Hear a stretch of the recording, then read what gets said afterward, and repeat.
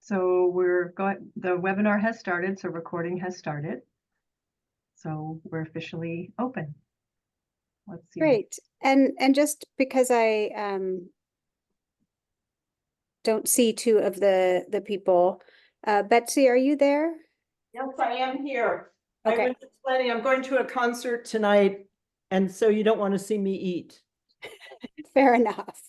So I have to read out everybody's names to officially start the meeting. So I see Betsy, Jack. I'm gonna forget how to say it. Is it Daya or Daya? Daya. Daya. And is that it for our? Yeah, I don't see Premila. She's not in the other room, so maybe she'll join later. I didn't hear from her. Okay, great. So our meeting is officially started. Kiko, do you want to start with anything? I don't have anything other than, what's on the agenda. So just moving to review the minutes from the last meeting. Great. Did anybody have any comments or suggestions on the minutes from last meeting?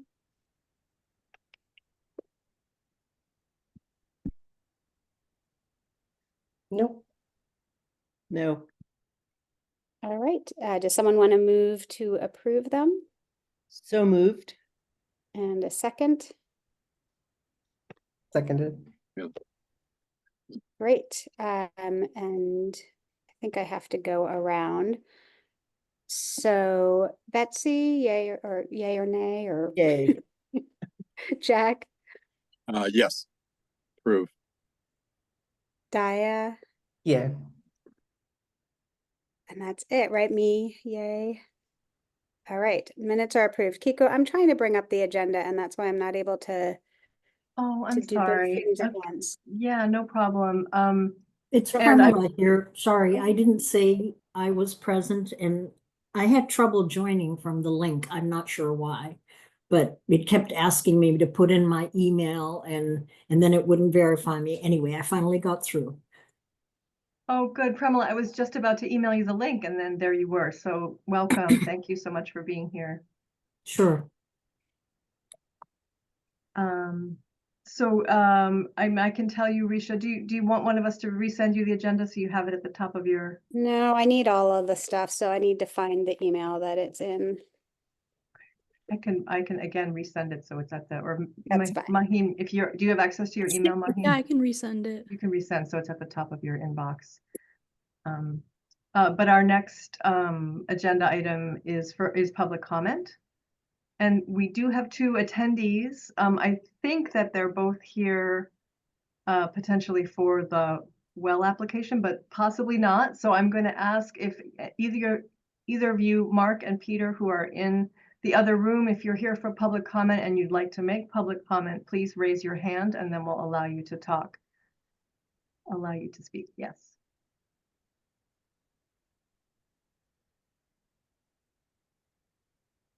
And let me ask Susan then. Oh, Mark. Okay, great. Thanks, Mark. I'm going to go ahead then and allow Mark to talk. Go ahead. Can you hear us? We can't hear you. Try now. Can you hear me now? Yes, now we can hear you. Okay, I just wanted to let you know that I am the applicant for the well. Great. Okay, thank you. We thought as much. Great. So that item comes up a little bit later. So for now, I'm going to remute you and we'll promote you to panelist when we get to that section. Thank you. Mm-hmm.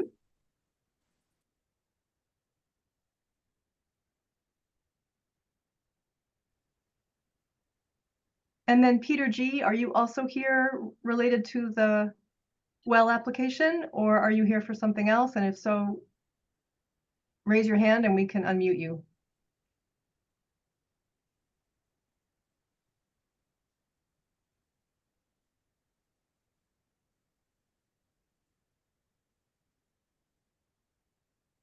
Okay, I guess. Not hearing anything, assuming. Kiko, No can I public comment. comment? Yep, Yes, Ezra is the well driller for that well application. Ezra is, yeah. Yes. Okay, so I see a different name in the waiting Oh, room. I'm sorry. Yeah, Peter G is the name that I see. It's possible that sometimes people use other people's Zoom accounts, so they end up showing up with a different name than who they actually are, but I'm not hearing anything from Peter, not seeing a hand raised, so I'm gonna go ahead and assume that we'll get to that item. We'll get to him when we get to the well item, assuming.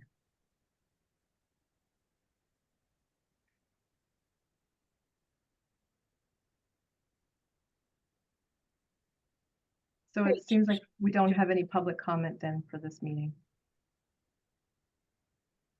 So shall we move on to the tobacco regulations? And this is not the actual diving into the tobacco regulations, but rather talking about what's coming up next. Yeah, so what we wanted to do is plan for our public hearing. And traditionally, the hearings have happened in conjunction with the Board of Health meeting, but I did get clarification from our staff, Nancy, that in the past, what's happened is that there's been a very short board meeting, half an hour or less, and then the public hearing occurs after the board meeting rather than the other way around, because the public hearings can be quite long. And I think nobody really wants to have a board meeting after a long public hearing. The other option is to find a different date for the public hearing. So our next board meeting, as we all agreed on via email, will be, so we're now meeting on the first Thursday of the month, but the first Thursday in January is the 2nd, which is really after a holiday, not a convenient time for a meeting. So the 9th is the next meeting date. So we could schedule the hearing on the 9th.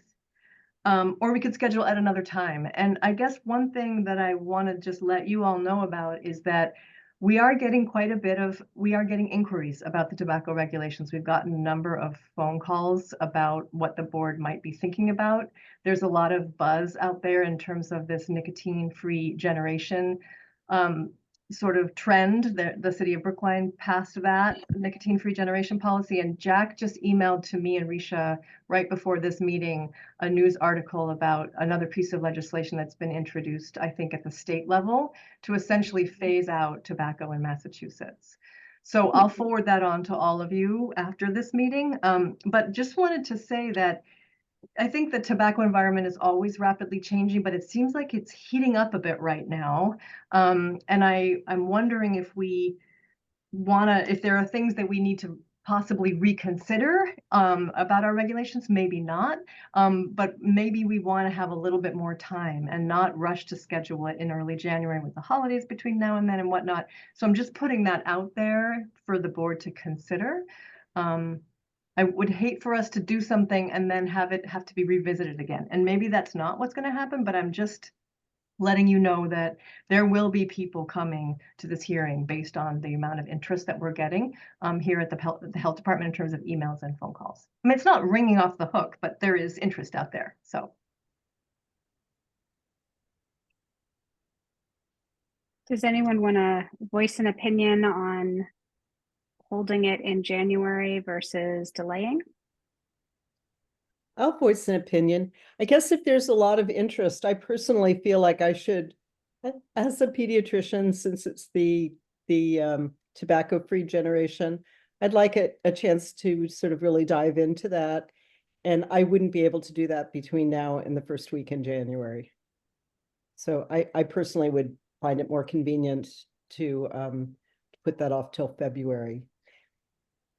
And in keeping with my unfortunate habit of always having exciting things going on, I'm going to be in California backcountry skiing the first week of January, and I have a good possibility of not making it back in time if there's heavy snow. So for me, it'd be more convenient to do it in February.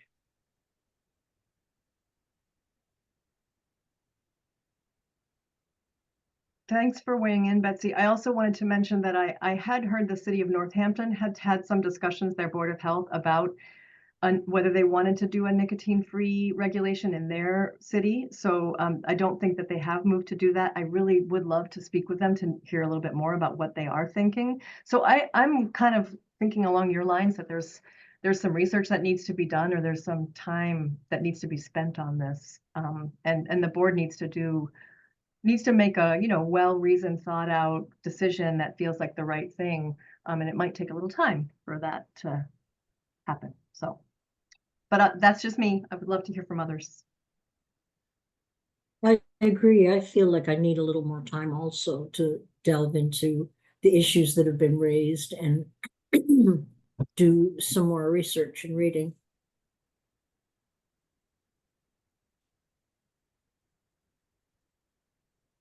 I will just say I'm on the other side.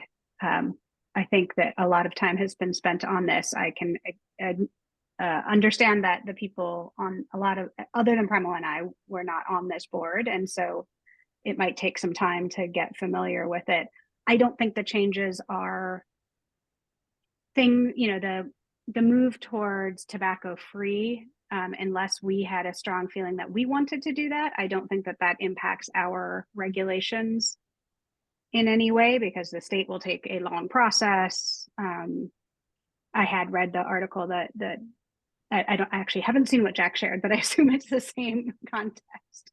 And then the other stuff that I'm hearing about, again, doesn't feel like it's not new information to things that we've already discussed.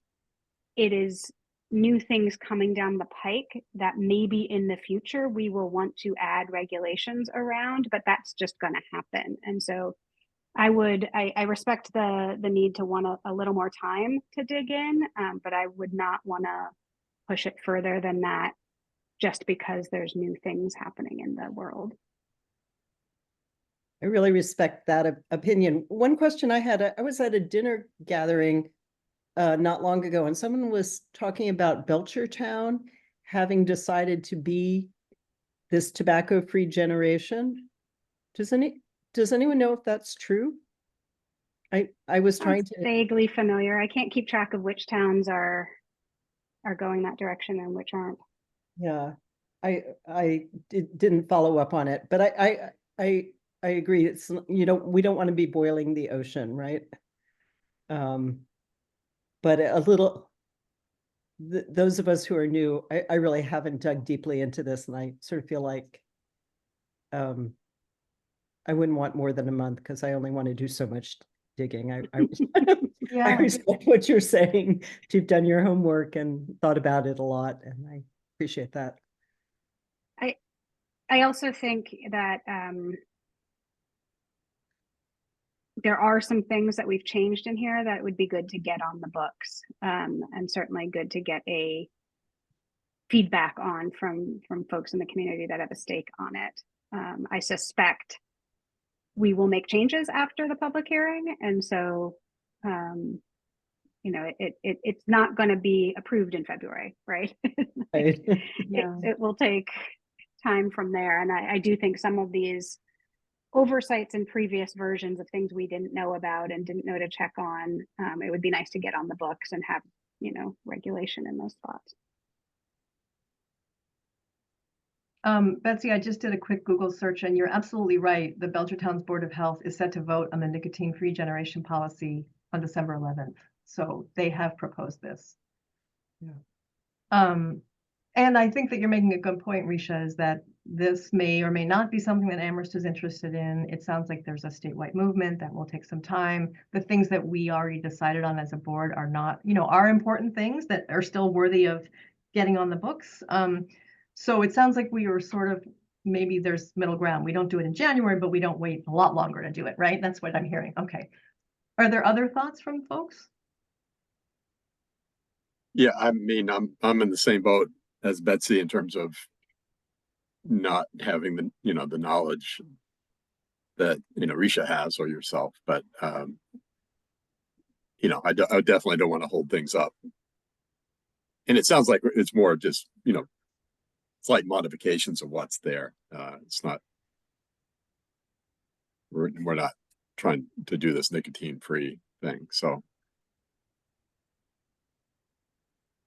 Yeah, and I also think that if we want to see what happens in Belchertown, let's see what happens in other places. It may be that the town of Amherst moves to do something like that in the future, or maybe it's a moot point because it becomes a statewide thing. But either way, tobacco is still for sale. And so these regulations that we have worked on are still relevant. So yeah, it's still important to get them finalized and posted. I would concur here. I think a tremendous amount of work has been done from the last board, and Kika, I think we shouldn't delay too much. I think it would be important to hear from the public on this. And Kiko, I like your suggestion, or the suggestion that came to you, that a short board meeting before, followed by the, because I would expect that people come and have opinions, and so I expect that would take a while.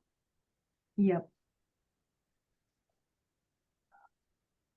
Okay, so then are we saying that we would do it in February? Does that sound right?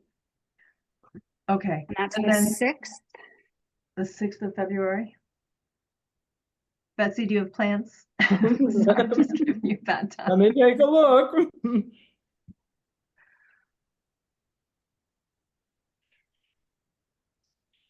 February 6th. No, it's free. Okay, great.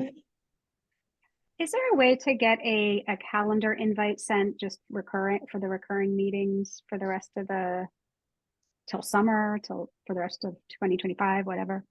Absolutely. Yeah, Mahina and I can do that. Yeah, send you a calendar. So it's blocked out on everyone's calendars. Okay, that sounds good then. So are we thinking starting at having the meeting from 5 to 5:30? That's best for, I know we talked before about, can we get an earlier start, like 4:30, but Premal, I know for you that probably doesn't work, right?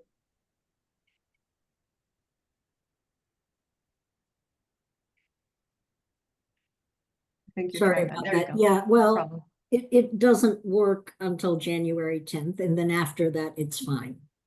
Oh, Hmm.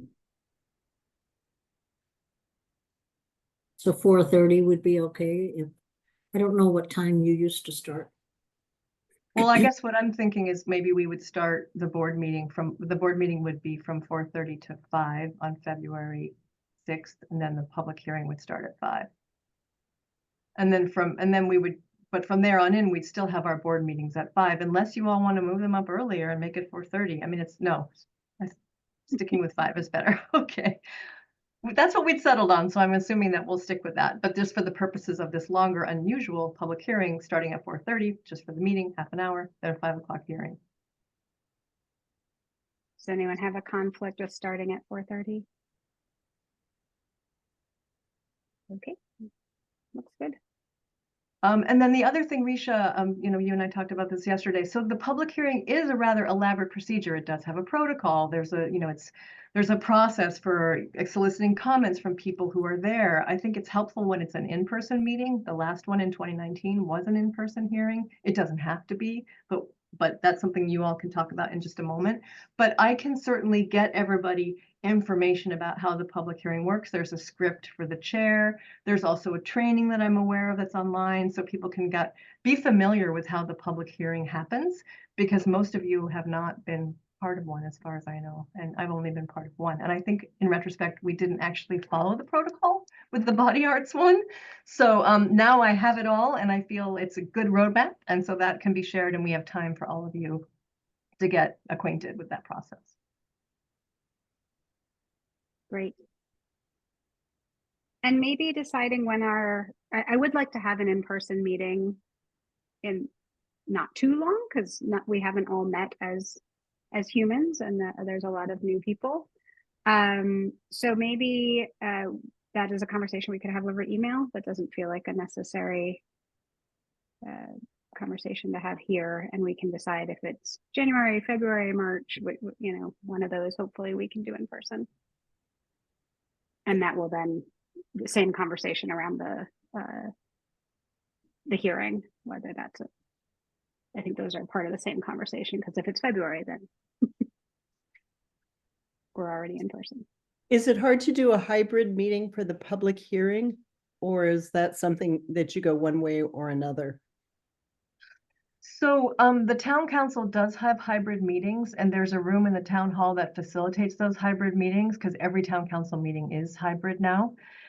It's in that room, it's not perfect, but it's not terribly awkward. Sometimes hybrid meetings can be a little tricky to manage, but it's not bad in that setting. So I think the public hearing that we had was in 2019. So we all know that was before COVID and before virtual meetings were a thing in the way they are now.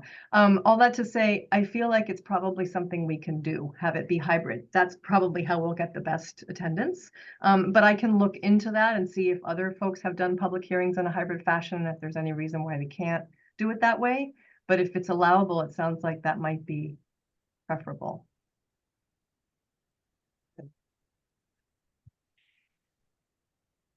I think that'd be great just for opening up access. Perfect. Okay.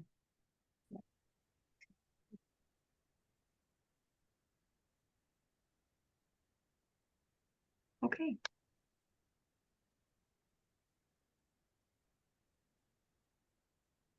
So the next item on the agenda is body art regulation.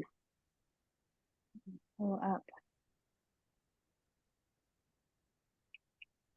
So I apologize for the late send yesterday. I sent a summary of the questions that have been raised. Maybe I'll just look. Did anyone get it? Did it go through? Okay, I see some nods, so good. So I gave a brief overview of these. So these issues have been raised by the inspectors as they've tried to implement licensing of new applications, and we did have one decision in the short term about the anatomy course. And so we have, I mean, the way I've spelled it out, 5 topics that have been raised that we may need to address. I think I tried to put them in order of urgency as expressed by the inspectors. So maybe that's the order we can try to make decisions in, since that's where they're feeling that a need for answers. Before I jump in, any bigger picture questions or concerns or clarifications on this?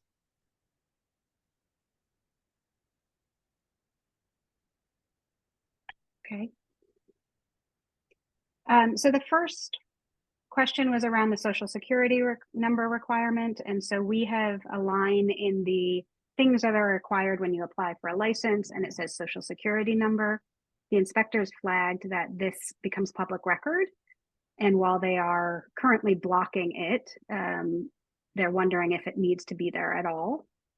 I looked at the state template and it's not part of the state template. So it looks like it's probably not a necessary thing, as it were. So anybody have an opinion on taking that out of the application elements? I see no reason to sustain the requirement.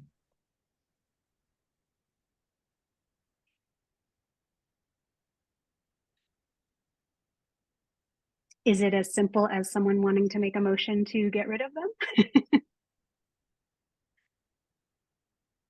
Yeah, I'll move to remove it.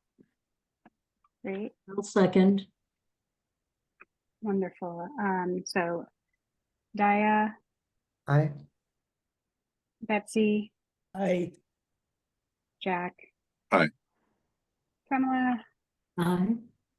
and I for me. All right, so that one was easy. If only they were all this straightforward. I think they get more complicated from here.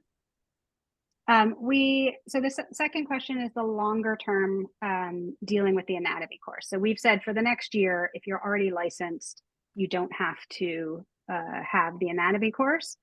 But with the next round of licenses, which will likely be next December, maybe somebody comes in new during the coming year, we do need to have an answer for that.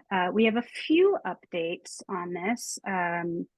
Both I guess both from the state and from Northampton, we got a little more information on the background of this. Kiko, do you want to summarize that at all, or would you like me to?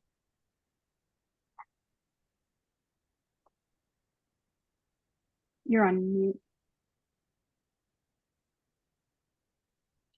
Sorry, I was making a lot of noise rustling papers here. So I can summarize a little bit my phone call with the folks in Northampton. I was, gratified to hear from them that they also struggled with how to figure out what to do with this anatomy requirement. They did share with me that the state model template off of that put in the anatomy and physiology requirement is 20 years old. And when it was developed with input from both, body artists and board of health folks. And so there was a lot of back and forth about whether to put the anatomy requirement in, but there was strong consensus that it was important for people who are working on the human body piercing parts of the body to have a grounding in anatomy and physiology. And that's why it was put in. And there was generally consensus among both artists and public health professionals that that should go in there. But it was 20 years ago. And it has sort of created some questions for boards to figure out, well, what are we going to accept as proof of this? So in Northampton, they have an internal policy. So it's not explicit in their regulations, but it's just their sort of internal protocol that they accept. They vetted, I guess, or they looked at a couple of different programs, and they the Save Each Life one, Dia, that you had found in the last meeting was one of the courses that they accept. And another one was from the Association of Professional Piercers. I looked that up this afternoon. I didn't look at in great detail at the website, but I didn't see a easy online course there. Maybe I missed it.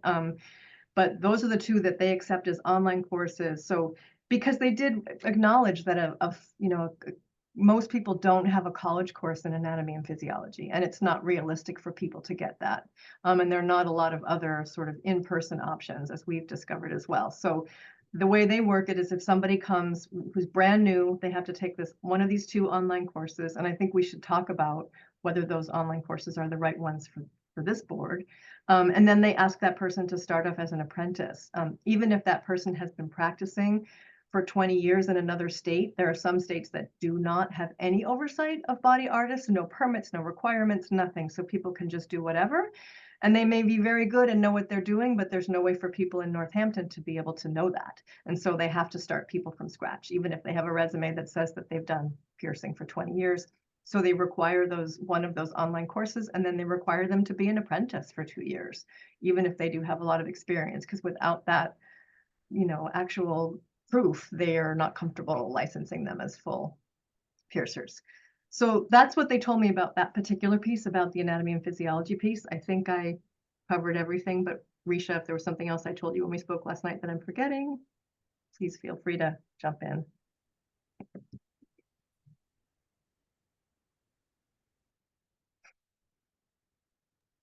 I think that covers it. It is in the state model. It is quite a lot older than I think we realized it was, and that it was initially the same. It was an anatomy for both, and then the tattoo artists in that public comment suggested to split them, that those were two different courses. So now it's skin for tattoo artists and anatomy for piercers. So yeah, and so Kiko, you mentioned the one that Dia found last time was one of the two. What was the other? Do you know anything about the other course that Northampton? Yeah, they said it was from the Association of Professional Piercers, but I looked that up and I found an Association of Professional Piercers, but I didn't see, I saw a conference, but I didn't see an online course. So I feel like maybe Dia had seen that last time as well, and I had seen it a while ago when I was doing research, but I found neither of us found any courses that were offered through them. So I looked a little bit more into the Save Each Life, and what's interesting about it is it seems to be, it seems like it started as the skin course for tattoo artists, and then they changed a few words and called it anatomy. And it does not, I've actually read through all of the course material. It's all free and it's all on their website. and has nothing to do with piercing. It doesn't cover any of the topics that you would want that we've talked about in the past. So let me bring up the other courses. No, all right, here it is. So, you know, in the ones that seem to have stood out as maybe better than, well, there's not many offered, so I don't know, but we talked about last time nervous systems and healing responses and lymphatic systems and allergic reactions and considerations for genital piercings, right? They're like very specific to piercing topics, and none of those, it is, here's what the bones are, here's what the respiratory system, like it just is very basic anatomy that doesn't then make the link into what that means for a piercer. I think the only thing that felt specific about it was talking about nickel allergies and how to test various elements for if it has nickel in it. So that it actually didn't feel like it checked the boxes. And Kiko and I talked briefly about this after she spoke with Northampton. I'm a little uncomfortable. This is my opinion. You can vote me down or convince me, probably. The what they accept is not explicit in the regulations, that they've just sort of figured out for themselves. As a person who, you know, if I wanted to get my piercing license, I would find it frustrating that there's this other piece of material that I can't access that tells me what I need. So I would like to be as explicit as possible in the regulations so that people can get what they need prepared ahead of time and not be surprised when they submit their license application that it did or did not meet the regulations. Having said that, we are not going to be able to keep updated on all the courses that are always available. And so I'm wondering if we can set some standards. If a course has XYZ, that we would accept it. And then what is offered at any point might be different than what's available now. We could certainly say right now we know these, but something in that vein where we outline what it has to meet, and over time, the inspectors can determine what meets that criteria.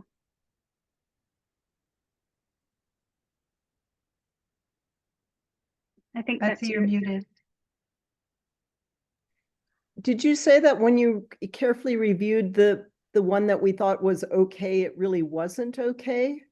So it's the safe to, what is it? Safe Yeah, to learn, safe right. to. So that's Save really each life. hard to say you Save wanted each to life. cover this when in fact we haven't identified any place where you could get that information. So right? the two that are still on the list that I've seen are this in-person Learn to Pierce course in New Hampshire, and this online UK course, which is called Wisdom Learning.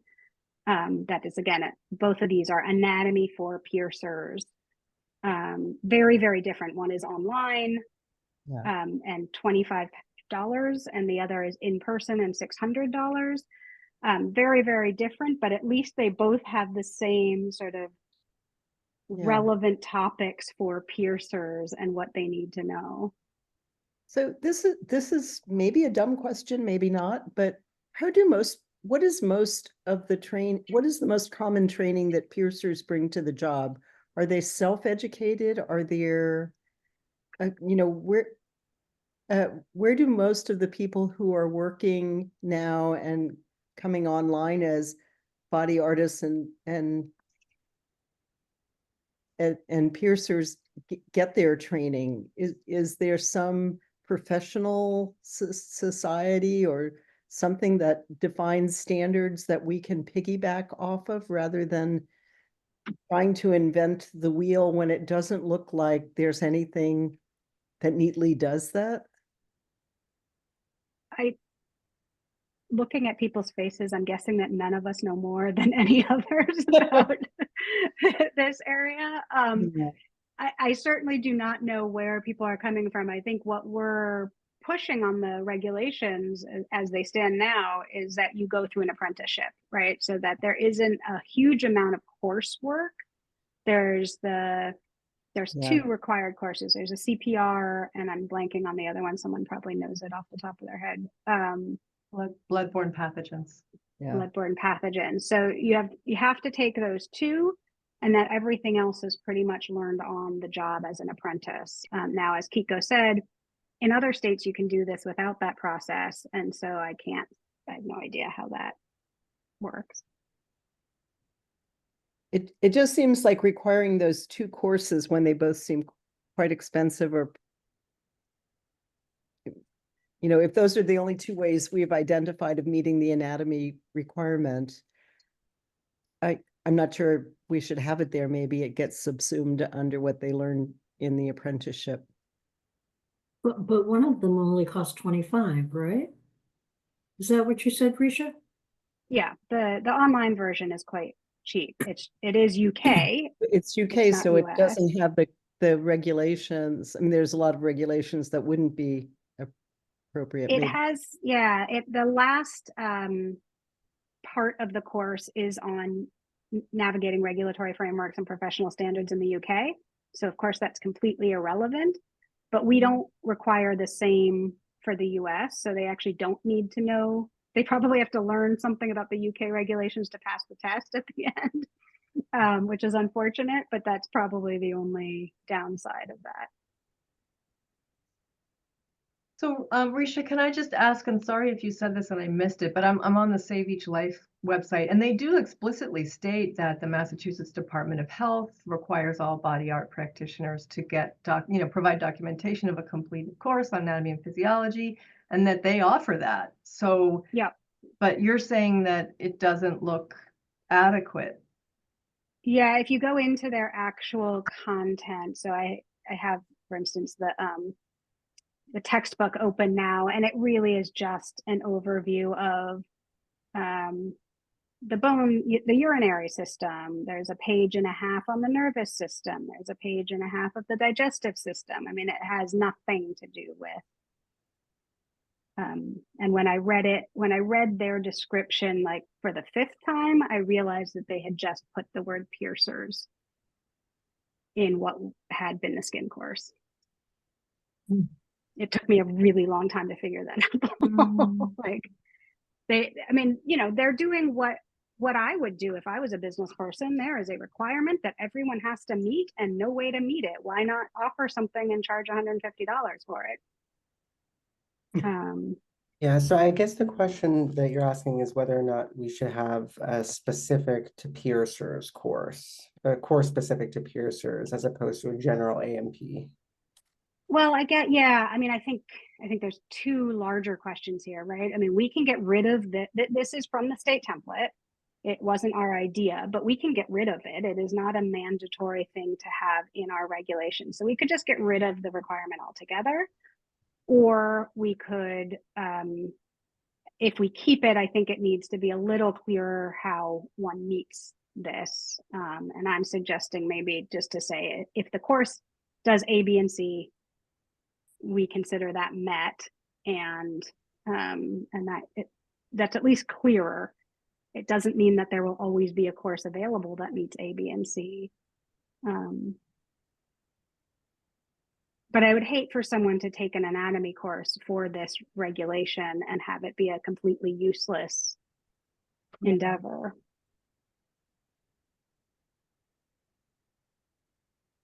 Well, I will say I'm definitely not for eliminating the requirement. Okay. I'm curious what you think, Betsy, is also another healthcare professional. I just find this kind of amazing that there's a requirement and there's no way that sensibly meets it. I guess. I guess, I do think there's some basic things people should know, but I'm not sure that taking these courses would advance that. And in that sense,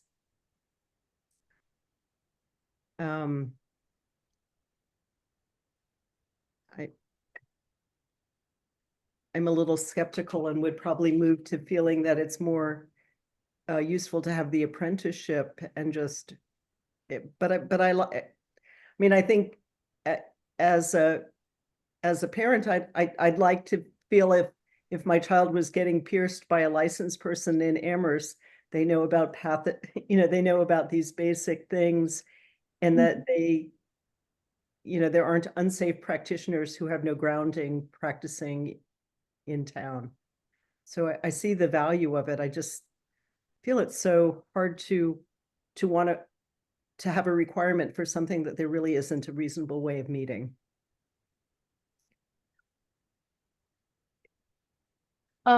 I see that Susan has raised her hand. Go ahead, Susan. Hi, so what I wanted to comment on this is that in the current regulation, it requires the anatomy course or an equivalency.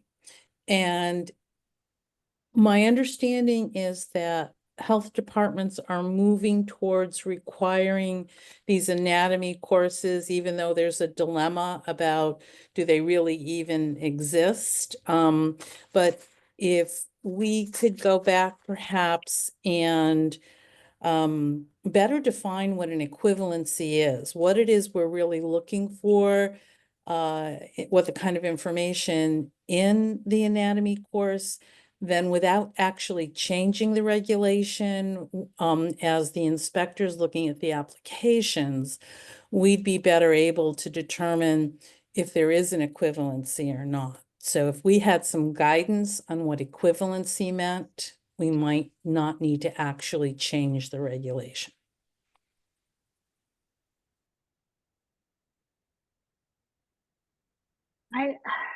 I feel like my vote would be to change the regulation either way. I think that that is an absolutely sort of the way forward. But my concern is that someone takes a Greenfield Community College anatomy course and puts that forward, and it doesn't actually, it meets what the regulation says. It is an anatomy course. I have that. I am done. Thank you. But it doesn't actually provide any of the information that we think is important for safety. And so I think one way or the other, this piece might have to change. Well, so are you Um, saying that you have, that you've discussed the kind of information that they're supposed to have? Because, I mean, it seems to me if someone did a GCC anatomy course, I mean, it probably would be a lot more than Pearsa would need, but I can't imagine that it wouldn't, as long as it allows for basic knowledge in terms of anatomy, all anatomy, which would include all pierceable parts. Then, Betsy, what do you think? I guess I don't agree with that. I went to medical school, I had a cadaver, I learned anatomy, but I don't think I have learned the practical things that a piercer needs to know about anatomy in order to safely pierce or tattoo. And I don't think it covers things like nickel allergy, skin cancers that you should learn to identify. I mean, the kinds of things that make this regulation actually make tattooing safer.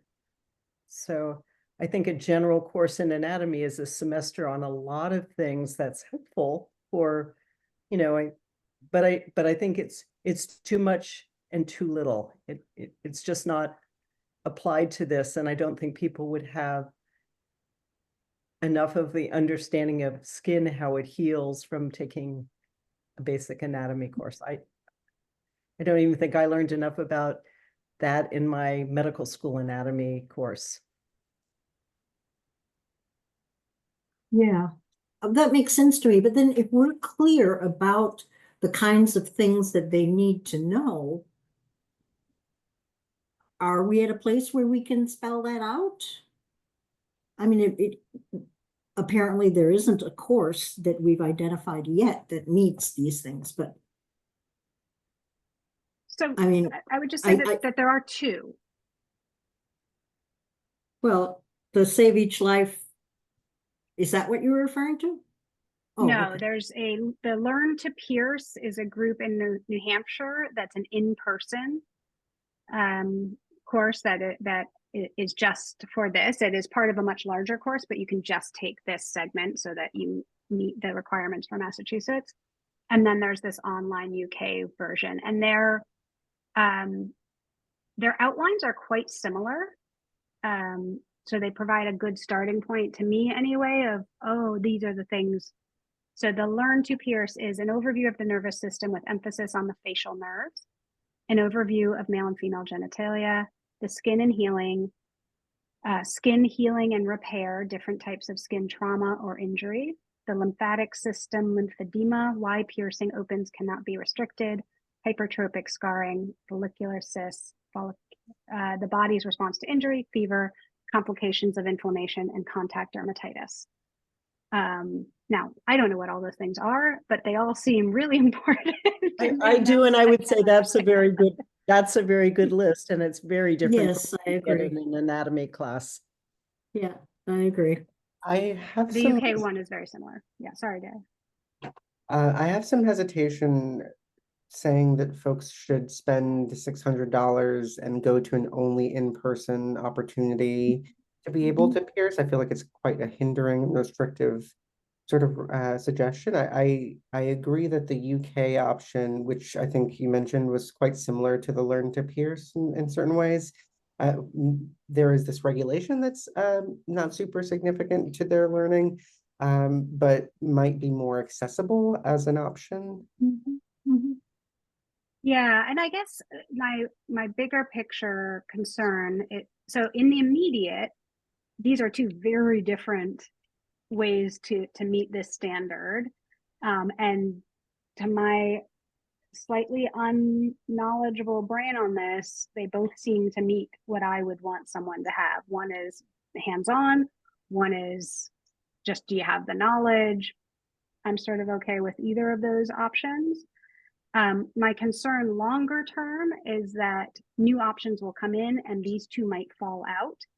And so I don't want to say take these two courses as our regulation, but rather any course that meets, and we could take, all of these topics, 5 of these topics, 2 of these topics, whatever it is, and say if it has this in its content, we would accept that as the standard, and then list what we know exists now, but not pretend that we're going to update that all the time, because that seems also like a burden to know what's out there at all times.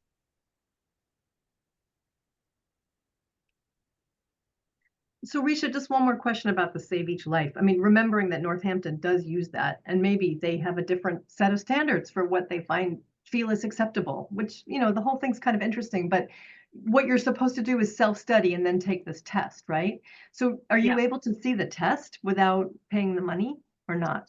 No, I haven't. And I mean, one option is that we pay one of us, 2 of us to take both tests, the UK version and this one, and see if they are any good. Because I guess that would be my question. If it's the test, if you pass the test, then they say you meet you get the certificate, which is accepted by boards of health, including Northampton. Yep. So I wonder if we can actually reach out to them and say, would you send us, we're trying to figure this out, would you send us the test? So we don't actually have to spend $125 to take it, but at least to be able to look at it and see if that somehow changes our feelings about this course is, relevant. Yeah, that's a great idea. Yeah. Because I agree with you. I like the things that, and it seems like Betsy did too, that are listed out in the Learn to Pierce curriculum. Like those seem like the things. And maybe those are the things that they ask you about in the Save Each Life test. We should figure it out. But that could at least serve as like a jumping off point for the set of basic things that you would want people to know if they're going to be piercing. Kiko, do you have any connections from your time in California in public health? Because they must have a procedure, and I doubt it's these two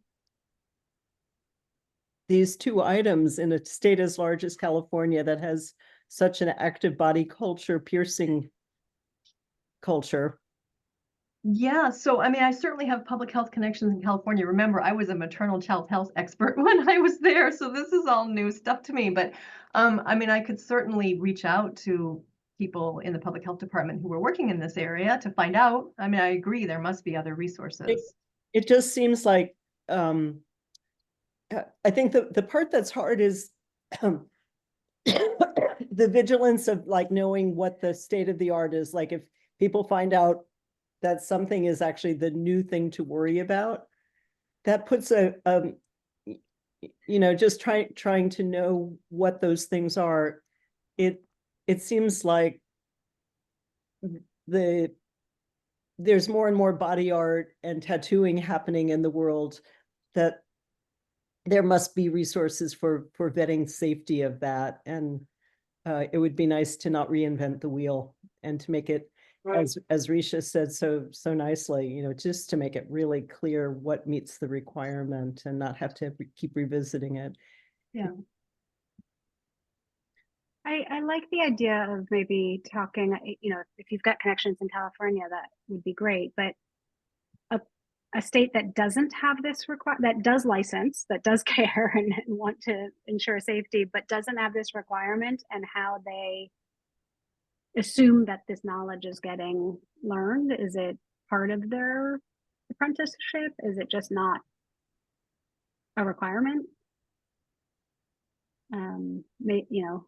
Again, we don't want to be over burdensome here, but we do want to make sure that safety is key. Do you feel like you have connection to that, or should the rest of us try to figure out who we know in other states? I mean, I can certainly try. If other people have ideas, if other people have context or ideas, that's great. But if not, I can see what I can find.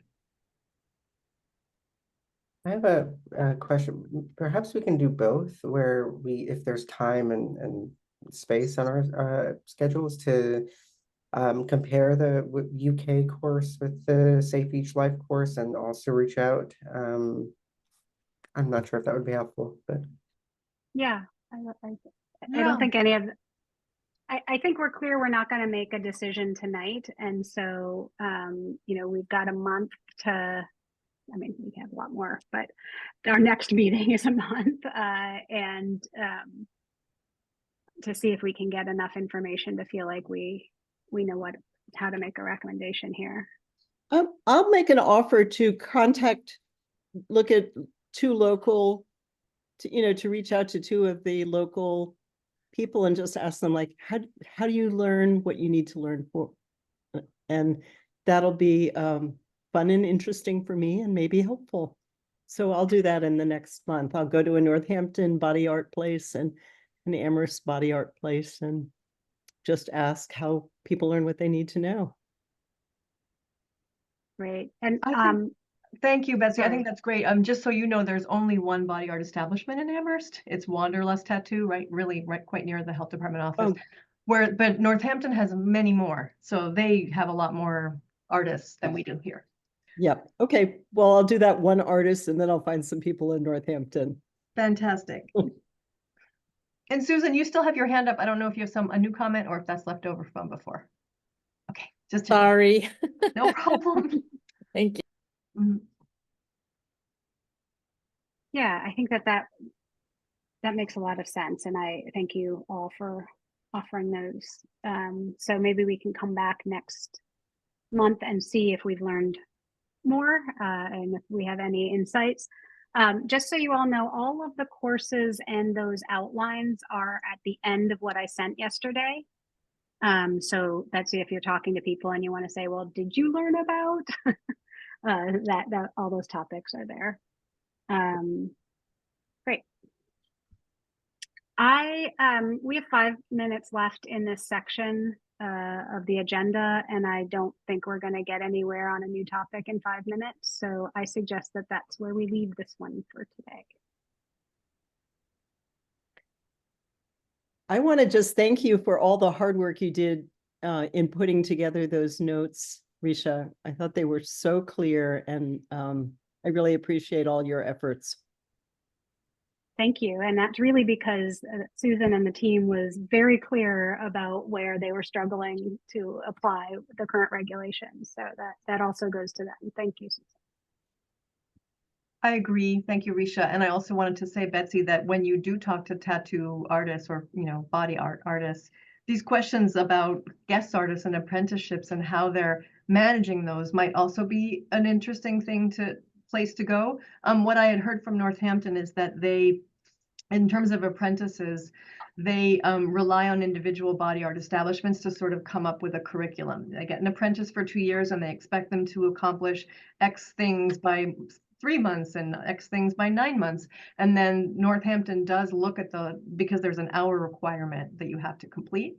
They do ask them to log their hours and they look at the hours, but they don't have a set of things that they expect people to have accomplished by a certain time. They really leave that up to the body art folks to set out an itinerary or curriculum for their apprentices. So I think that would be that's- something interesting to know about as well. Yeah, it's probably not that different from how we used to do supervision of medical students, residents, nurse practitioners. Yeah. A lot, yeah, so. Thanks for offering to do that.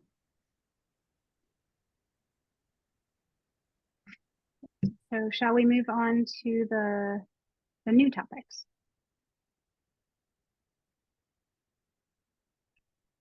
And I think the first is the well. So I'm going to step out because I know even less about well.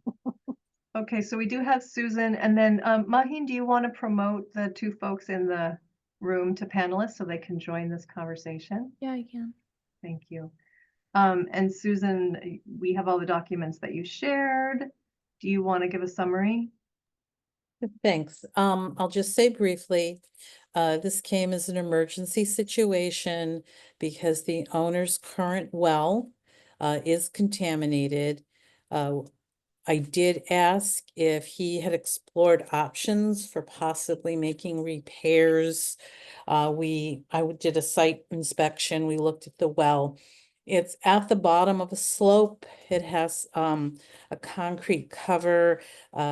It's been continually recontaminated despite efforts to disinfect repeatedly. And the owner has worked with a plumber who has maintained the well over the years and also made statements about the continual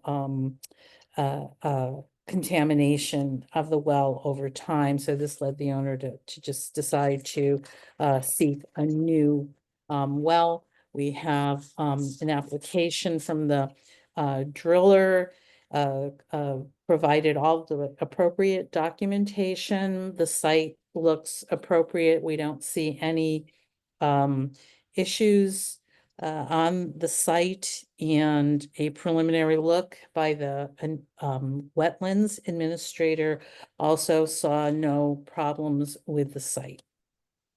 And that's my summary.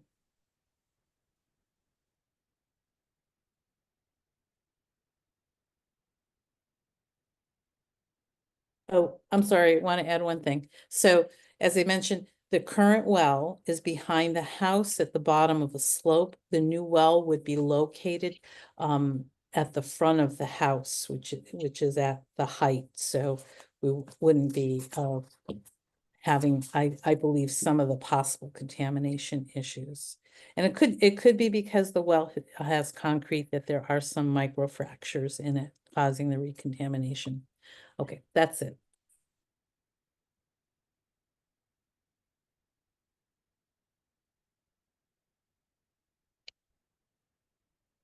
And Susan, we have Mark here in the meeting with us. And then Peter, I didn't yet promote. I wasn't sure if Peter is part of this agenda item. Peter G. Should I? So I'm asking Peter, is this something? Oh, there we go. Okay.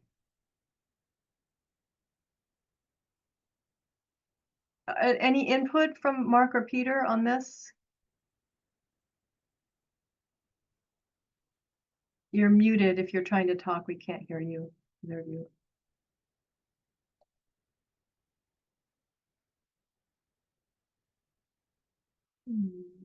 I wonder if they've stepped away we since go. the time wasn't. Oh, All right, how's that? now we can hear you. Yeah, it just takes a minute, I guess. So apparently this well has been a problem for years, and before we even bought the house, we had a friend of ours from Pelham that said, hey, that house has a shallow well, and it's been a problem. And we figured that we would, okay, there's a problem with a shallow well, we'll put in a drilled well. And I got the town regulations and looked at the setbacks and had the driller come, and he said, yes, we can do this. And then I learned that I had overlooked the permit process. And so here we are in our house, in our home, and we're on bottled water for drinking and washing. It's something we'd like to, get past.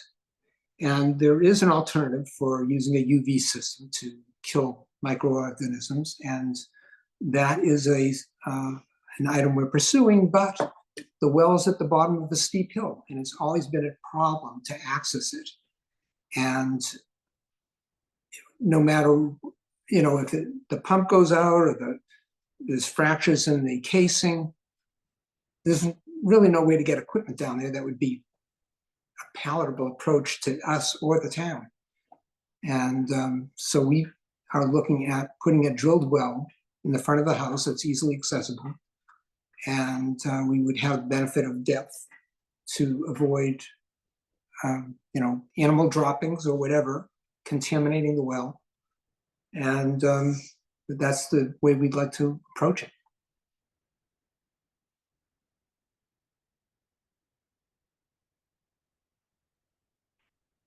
Is there anything else? Is there any specific questions I can answer for you? Yeah, this is Jack. I feel like this is all fine. By me, I was interested in the water quality result there with the detection of lead. The sample was taken at the at a faucet within the house. I think the sample that we took that showed bacteria present was taken, I think, at a hose or a spigot in the outside of the house, and it ran for quite some time before the sample was taken. Okay. No, I just noticed there was a little bit of lead in there, which was unusual, and that's usually more of a plumbing issue with solder leaching there. I don't know how old the house is, but something to keep an eye on. The house was built in 1961. Okay, yeah, so it's an older house. Yeah, and it's copper and PEX. That's Yeah. the way the house is plumbed. So it's, yeah, you get a little lead in there the first flush. So just so you know that, when you're using the water, it's not a problem. It's under the standard, but it's a common problem. Well, we'll keep our eye on it. Okay. But I have no other comments on it. It all looks good to me. And Susan, were there any particular issues that you thought the board should be attentive to? And Mark, I want to thank you for getting this done quickly, because I know that we are meeting a little earlier than we thought we would be. So thank you. I know this is an urgent situation. Appreciate you getting all the paperwork to us. I'm just happy to be on your agenda. Yeah. Anyway, Susan, anything that you wanted to point out to the board that the board should be looking at? Sounds like Jack feels like it's fairly straightforward, but just wanted to ask. No, I think that the location is good. There may be some additional instructions. The wetlands administrator, once the drill is set up, she usually likes to go out, just make sure that, sewers are protected, but there's really no issues, that I can see.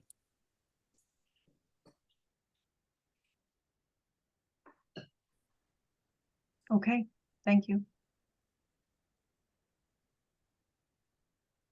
Do we need to vote to approve? Is that what? Yes. Does anyone want a motion? Yeah, so I move that we approve the package as presented. I second. Okay, Betsy, Yay. Pamela, Yes. Dara, Yeah. Jack, Yes. and me, yes. It's approved. Great. All right. Thank you. Thank you very much. Thank you and good luck. Okay, thanks. Bye-bye now.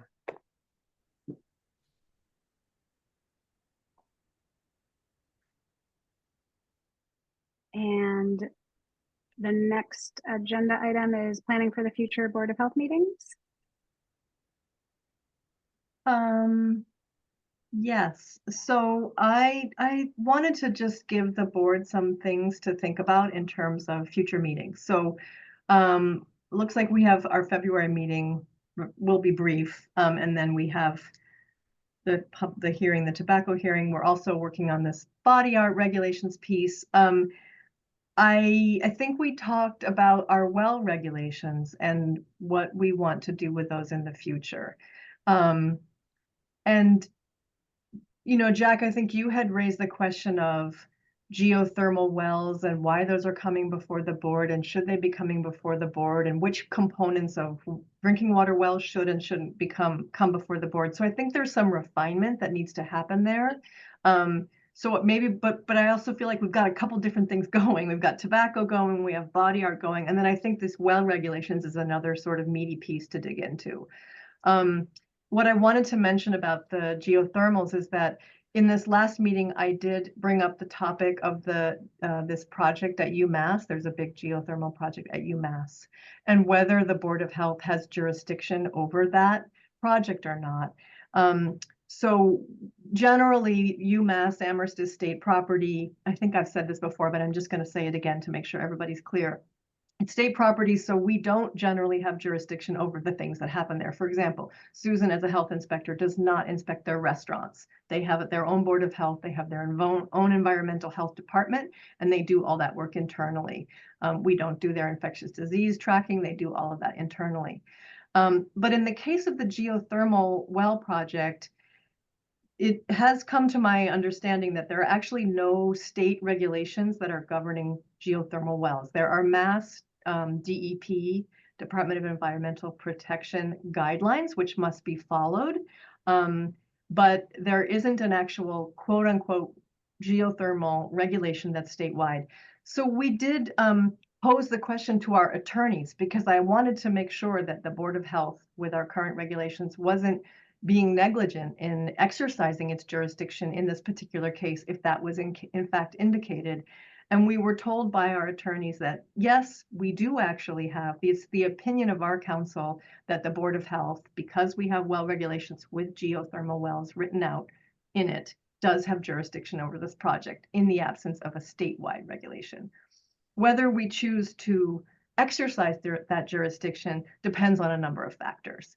And at this point, we've let UMass know that our council has said, yes, we think you have jurisdiction. Whether you choose to exercise that is up to the town and the board.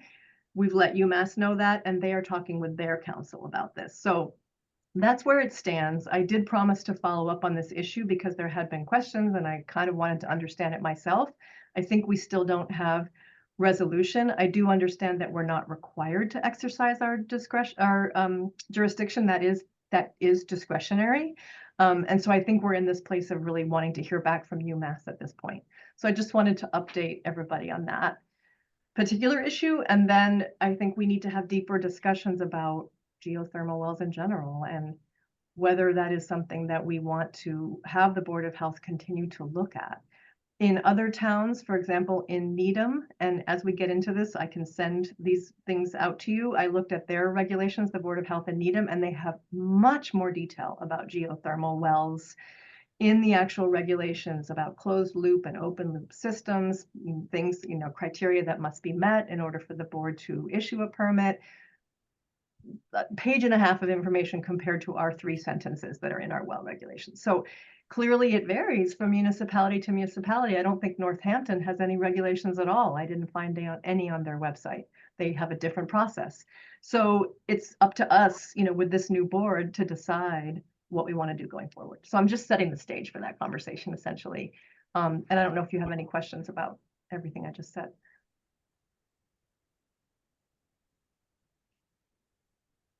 Yeah, this is Jack. So I do of the opinion that the during the installation, I mean, this is associated with any construction project in town.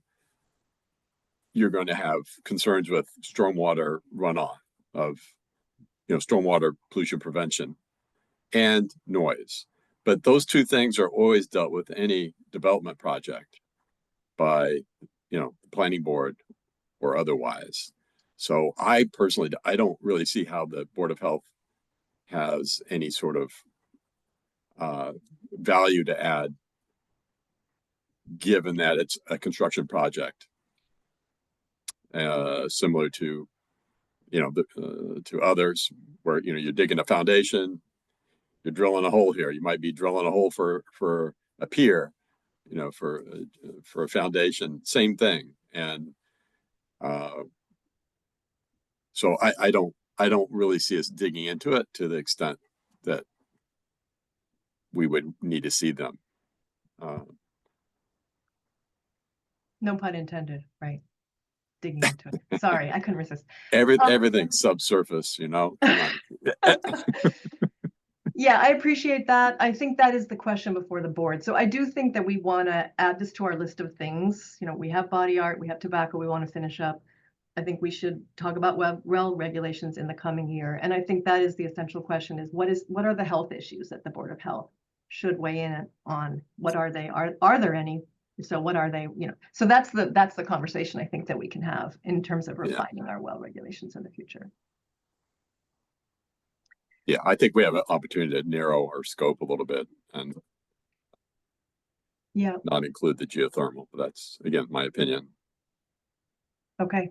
And then I'll just ask, and I specifically want to ask Betsy. You are still there, right, Betsy? I know you're probably getting ready to log off soon. Are you there? Maybe I'll wait till she comes back just to make sure. Because the other issue is one that I particularly wanted a pediatrician's perspective on, which is just, and again, I'm sort of relaying to you the kinds of things that we got questions about here. So I mentioned that we are getting some inquiries about tobacco, and we've gotten a couple of questions about fluoride in the water in Amherst and whether that's something that, because it is set by the Board of Health. And so just relaying to you again, things from the community that we're hearing, that we need to do some research on if it's something that we want to think about as a board. We would need to do some research for the board to think about that. With regard, go ahead. With regard to that, I'm on the drinking water protection work group. I forget the acronym, but anyway, we kind of interface with the DPW on the water supply, and wastewater too, to some extent, the sewer, right? You know, the public water, public sewer sort of thing. So I have that conduit somewhat, but the fluoride issue is something that's added, you know, via the town to meet certain requirements for, you know, EPA requirements, which I guess are under scrutiny. Yes, potentially by a candidate for Department of Health. Oh, you mean at the federal level? Federal level, yeah. Mm-hmm. But yeah, I mean, I guess what I understand about this is that Amherst does fluoridate the water still, but many communities in Hampshire County do not. And so that is one of the questions that we're getting from people is why have others surrounding communities stopped fluoridating the water and Amherst is still fluoridating? And I think that there's obviously evidence to support the importance of fluoride in the water, especially for small children when their teeth are developing. But there's some questions that have been raised, and I have not done the research, just questioning whether fluoride still needs to be in the water at the same levels that they have been, some things like that. So I'm not sure if it's something the board wants to raise. And again, I was hoping to get Betsy's thoughts about this. So just putting it out there as a possible discussion topic. Kiko, Yeah, can you it may be forward that those oh, questions sorry. to us? Sorry, I I'm- was just asking if you could forward the questions that you've gotten from the public to us. Yeah, I mean, the only question that I've gotten is, why are you still fluoridating the water when every other town in Hampshire County is not? Okay, well, that's not what I was thinking. Yeah, I thought that's that's the, a that's specific the, question. that's the explicit question that I've gotten. There was a Supreme Court, not a Supreme Court. There was a case that came before a court that was, I'm flailing a bit because I don't have all the information, but this is where I would want to do more research and send you these details that sort of called into question the practice of fluoridating water. Things have changed. Is this still something that should be done? And I think the ruling was no, was something that I had been told. So again, more research is needed. And I'm happy to do that and share it with all of you. Does that answer your question, Pramila? Yeah, I mean, I thought that you had gotten, not such just a broad question. That doesn't surprise me, that question, because there's always opponents of fluoridation. But anyway, yeah, well, thank you for doing the research. That will be helpful, I think. Yeah, thank you. Thanks for your thoughts about it. I wasn't aware that Amherst was the only town in Hampshire County or only community that fluoridates its water. I was surprised by that. Might it be worthwhile talking to Northampton about it? Yep. Is that, I mean, is that accurate? Well, I looked it up now. It's been a little while since I looked this up. Again, so I would need to do it again, but I did look at a state website that showed communities with fluoridation and non-fluoridation, and it appeared that Amherst did not and does, and all the others do not. But I will check and make sure that I'm right. I did look at it. Seemed like that was what I saw. Check again. That's surprising, I must say. I thought so too. Yeah. So again, I guess I would want to ask people, is this something that we should talk about? Is it something that the Board of Health is interested in talking about and thinking about? I'm wondering if we want to put, I mean, I really like the shift from reactive to proactive discussion topics and places that we dig deep into. I'm wondering if we want to put a larger list together, and maybe there aren't other things, but if other people have things that, interest them and or have come to their attention, and then maybe prioritize, because I think, do we want to talk about that? Sure. Does it rise to the level of more important than all the other things? I don't know, because I don't know what all the other things might be. I don't think any of us would say, no, we won't talk about any topic. So I wonder if maybe putting out a pitch to all of you, if you have topics that you would like to dig into further, if there are regulations that have come to your attention that maybe need to be created new or need to be amended from what they currently stand as, maybe we can put that together and then prioritize.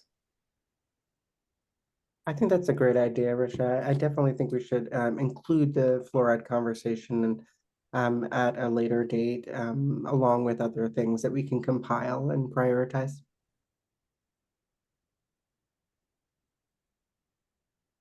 And thanks, Okay. Risha. I'm glad. I mean, that was my thinking, was it's a new year. Let's be proactive and think about what the board wants to do. What are the priorities? What are the issues we want to work on? So yeah. So maybe a challenge to all of you and myself, if there is anything that we want to discuss, either email it to Kiko and myself before the next meeting, or we'll ask the question at the next meeting if there's anything that people want to put on the list. great. Okay. Anything else about that, Risha, or should I move on to my update? Nothing from me. Anyone else? Doesn't Okay. look like it. Okay, in terms of respiratory illness season update, it's always not the most scintillating topic, but I did want to let people know that we unfortunately have not been able to send samples off to our contractor for COVID wastewater surveillance because there was a problem with the lab at the wastewater treatment plant. So it's been offline for a little while, and they're the folks that collect the samples and send them off. So we usually post twice weekly wastewater results of COVID levels that a lot of people in the community pay attention to because it is, it's not reflective of actual cases, but it is indicative of, it can be sort of a predictor. Yes, Betsy, are you back? Can you hear us? Okay, I'll keep talking. It's a predictor of viral load in the community and can be indicative of increasing cases. So sometimes some of the churches tell people to come to services wearing masks if the levels seem to be ticking upwards, and people make decisions about whether to mask up or take vacations based on what they're seeing. So it's been a helpful indicator, and it's too bad that we've been offline for the last month, but I think they're going to get back to taking samples this week. So normally I'm able to kind of see what's happening with COVID in our community, and I haven't been able to do that for the last 5 weeks. But nationally, the levels, and Betsy, we're hearing you. I don't know if you're trying to talk or if you're in the car, in which case you might want to mute yourself.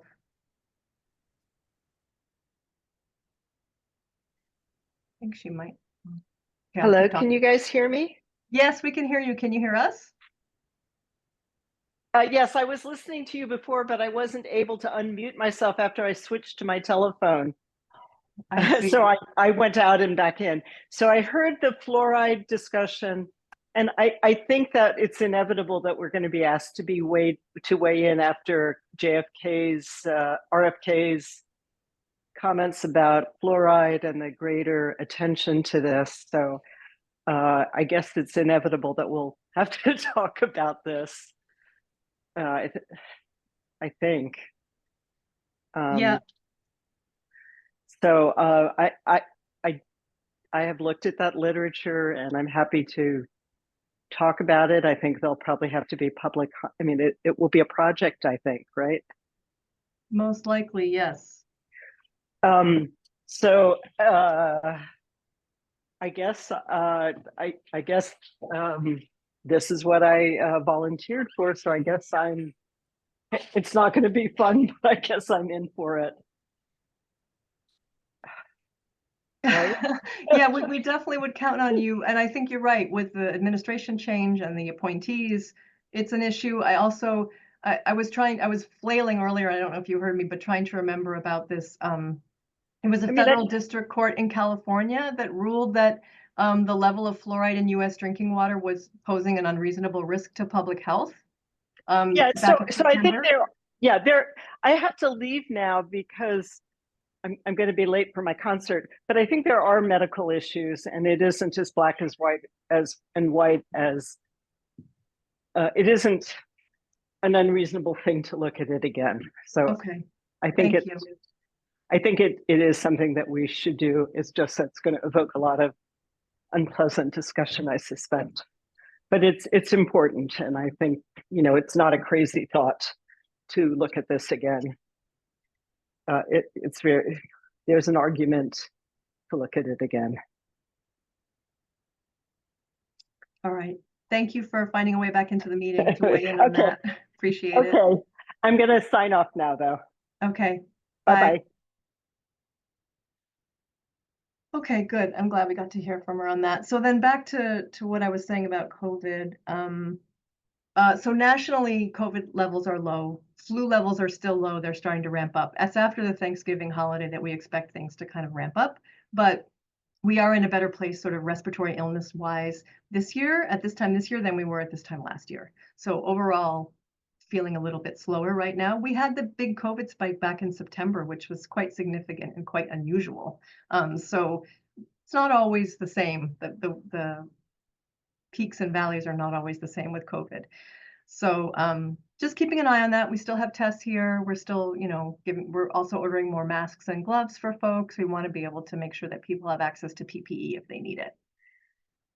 So that's the scoop on that. And then I did want to let people know that there is this local public health data system that the state is going to be working on. I sent you all a one-pager that was made available to us. I think it's not the best synopsis of what they're planning because it doesn't have a lot of introductory background.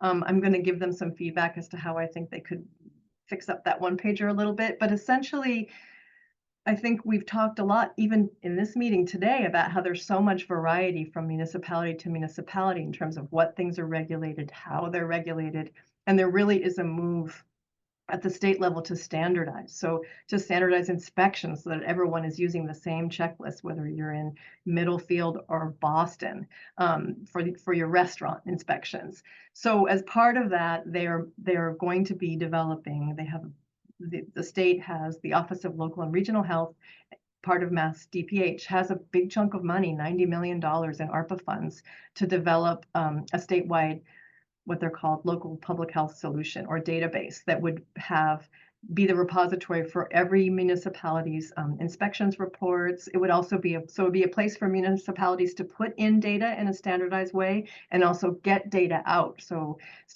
local statistics about sexually transmitted infection rates, other kinds of things. I'm thinking of you, Dia, actually, because you had asked me about local data, and the fact of the matter is we don't, in this small municipality, have great access to these kinds of data, and this solution would theoretically, the way they're envisioning it, provide that. So it'll be a long time in the making, I think probably 3 to 5 years, but they are soliciting input from local public health, and I've been able to participate in a couple of focus groups, and it's been really interesting to think about what this could look like. It could really revolutionize public health in Massachusetts and help us to work more efficiently and more consistently. So I'm excited about it, so I thought I'd share it with all of you. And I think it will help the Board of Health work because we'll get better data with this solution. So I was just gonna say, I'm very excited also. We share the same enthusiasm for this. good. Thanks. I'm trying to think if there are any other updates. I said other relevant public health department items. We met only 3 weeks ago, and I've also been just doing a lot of kind of behind the scenes research on this geothermal well issue, and then there have been a couple of beaver related issues that I've worked on. So the public health, the Board of Health is charged with addressing beaver dams if they're threatening public health or public safety. So it's actually the health director that signs off on the emergency permits to trap or remove beavers. And so I haven't had to do that yet, but there have been a couple of issues that have come across my desk. I think the beavers are active right now. So I've been busy with that. But other than that, I don't think, and Maheen, feel free to jump in if you feel like there's something scintillating that we've been working on the last 3 weeks that we can share with folks. Nothing's popping into my head right now. Yeah, I think you covered everything. Thank you.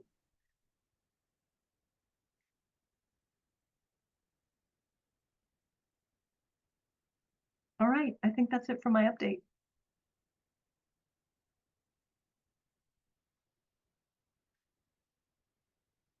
Great. Thank you. Are there any topics not anticipated that we want to introduce?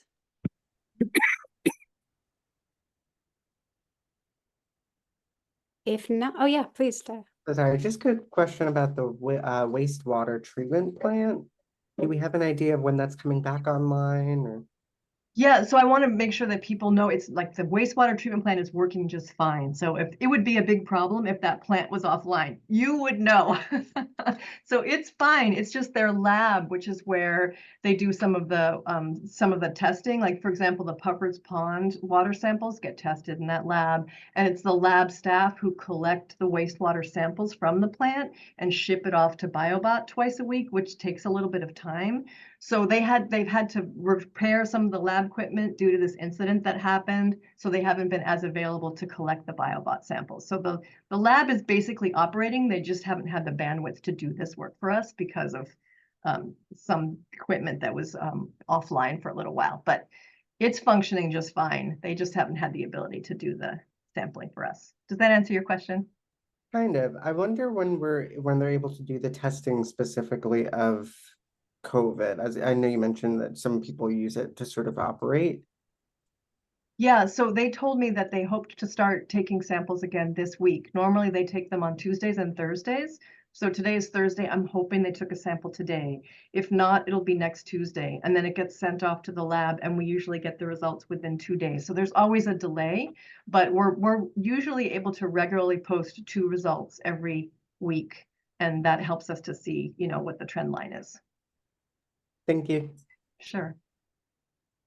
And that question reminded me, people were getting, I did not get one, so I haven't seen one, but letters about their water quality a few weeks ago. Is that something that impacts us at all? Is it something we should be knowing about? Yeah, there were a couple of things that happened. There was a letter that went out about water quality related to turbulence in the Atkins Reservoir. Is that what you're thinking That about? was one Yeah. of them, yeah. Yeah, so it was explained to me and it's a little bit complicated, but it had to do with it's basically the kind of thing that they're required to send out these notices, but the situation has been since resolved. And before it was resolved, it wasn't anything that really posed a risk in terms of the quality of the drinking water. It was just that it was a little bit more turbulent than usual because of some of the filtration that they were doing and because there wasn't very much rain.